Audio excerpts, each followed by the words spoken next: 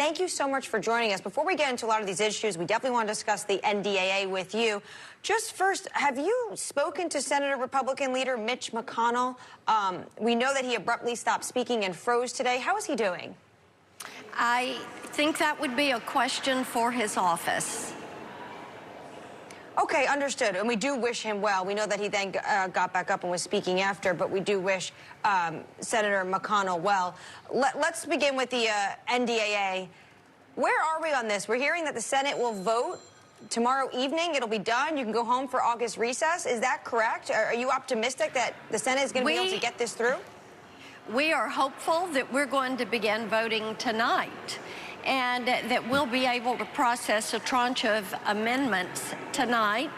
We're hopeful that we will finish it tomorrow and everyone will head to their states for a good, robust month of work across our states and our communities.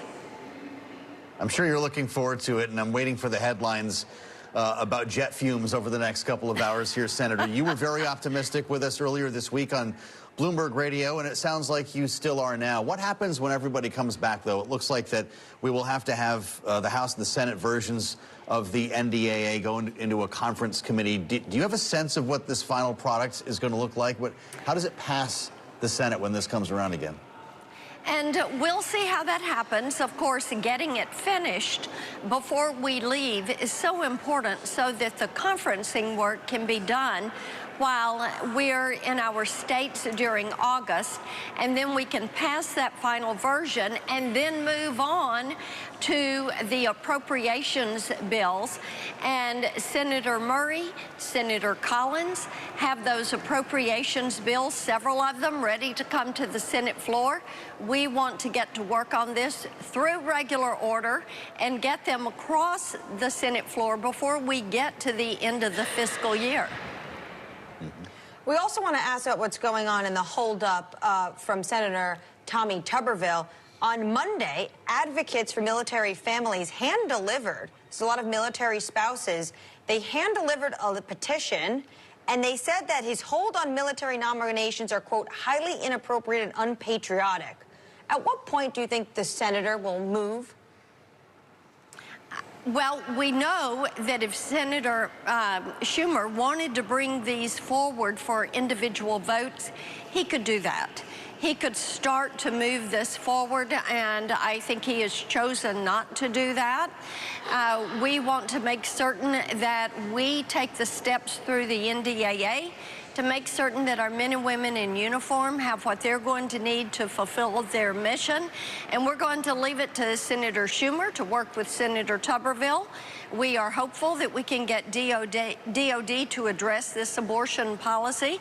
But we know that being here to keep our focus on China and defeating China is an important thing to do. So do you support Senator Tuberville's blockade, Senator? We are going to support changing the DOD policy, and I know that Senator Schumer could bring these nominees forward if he chose to do it, and he has chosen not to bring them forward.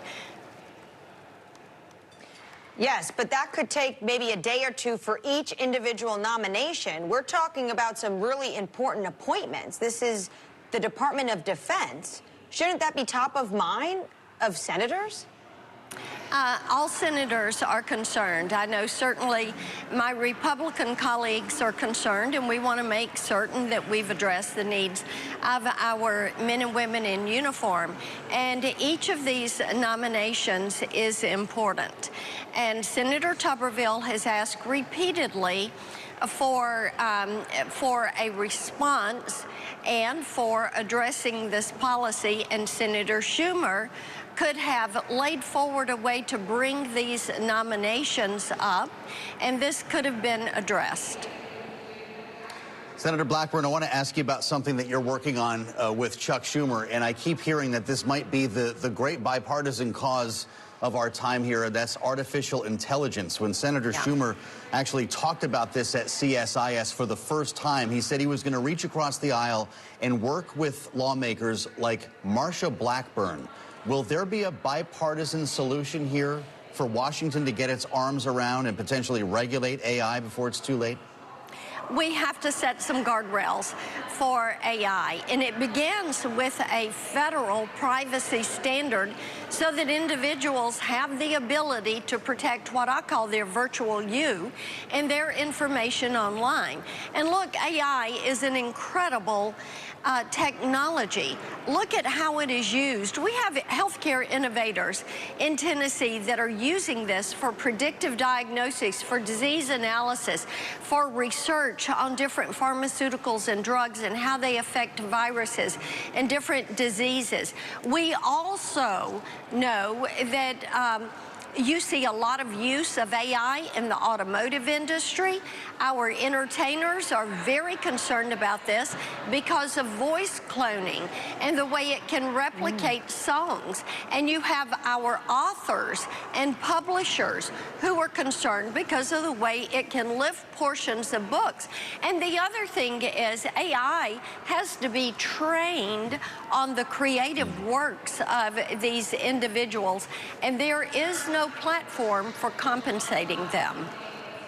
All right, so this is interesting. You, of course, come from Tennessee, and Nashville is close to your heart here, Senator. We learned in the Fed Beige Book last week that Taylor Swift and her new tour has been so successful, it's actually added to GDP and did so specifically in the Philadelphia area. The Fed suggests this might happen on a nationwide level here. So with what you're talking about and Taylor Swift performing essentially in your backyard, what can you do to protect artists like Taylor Swift who are literally stoking the economy as we speak?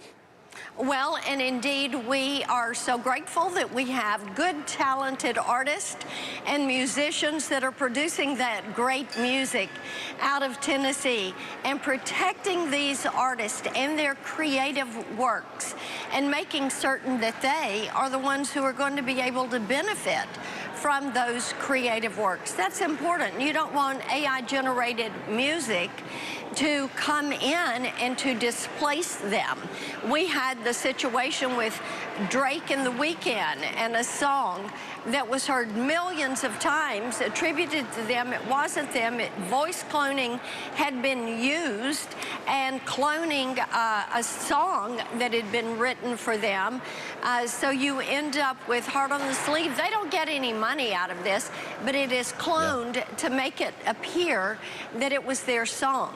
What we have to do is protect the constitutional right of those artists and those creators.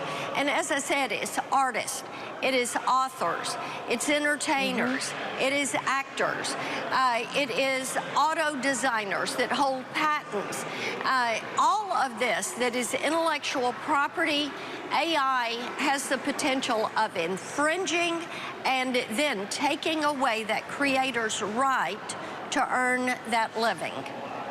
Senator, it's not just artists. We're also seeing with politicians. It's creeping into the campaign season. We've already seen that with Governor DeSantis. Someone from that camp was using an AI voice of the former president. I want to ask you about your race next year. A member of the so-called Tennessee Three plans to run against you. How are you preparing for that? We know that the two Democrats that have announced that they are running are really out of step with Tennesseans, and they don't represent the values that Tennesseans hold as important. All right, Senator, we thank you for the time, as always. You've got Senator it. Marsha Blackburn, Republican from Tennessee, with us from Capitol Hill. Coming up, Hunter Biden's